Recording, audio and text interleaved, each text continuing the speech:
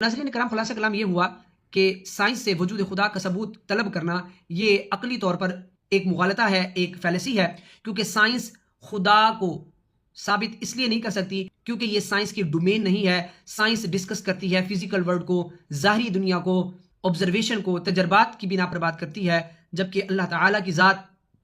Observable नहीं है, क्योंकि चीज़ वही ऑब्जर्वेबल होती है जो अपना जिस्म रखती हो, अपना वजूद इस एतबार से रखती हो जिस तरह आम जिस्म होता है, और वो स्पेस टाइम फैब्रिक की बाउंड हो। और अल्लाह ताला स्पेस टाइम फैब्रिक से मावरा है और जिस्म से भी पाक है,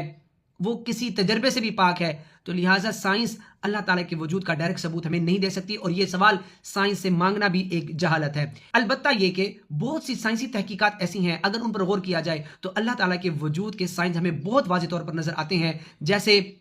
कायनात का एक आगाज़ होना, और ये साइंस का तस्लीम करना कि कायनात का एक आगाज़ है, तो यकीनन ये अल्लाह ताला के वजूद की एक दलील हो सकती है। इसी तरीके से कायनात के अंदर हर चीज़ के दरमियान एक फाइन ट्यूनिंग होना, एक मखसूस रेशो होना, जिससे वो चीज़ कायम व दायम है। इसी तरीके से इस रूए ज़मीन पर उस ओरिजिन ऑफ लाइफ को पैदा करने पर गौर करना कि आखिर वो कौन सी ज़ात है जिसने उस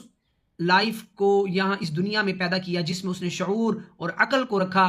और उससे फिर आगे नस्ल इंसानी बढ़ती चली गई। अगर हम इन साइंसी तहकीकात पर भी गौर करें और इन शवाहिदात पर भी गौर करें, तो मैं समझता हूँ एक इंसान को अल्लाह ताला की मार्फत का नूर ज़रूर हासिल होगा, बशर्ते ये कि ज़िद हट धर्मी न हो और ईमान उस शख्स का मुकद्दर हो।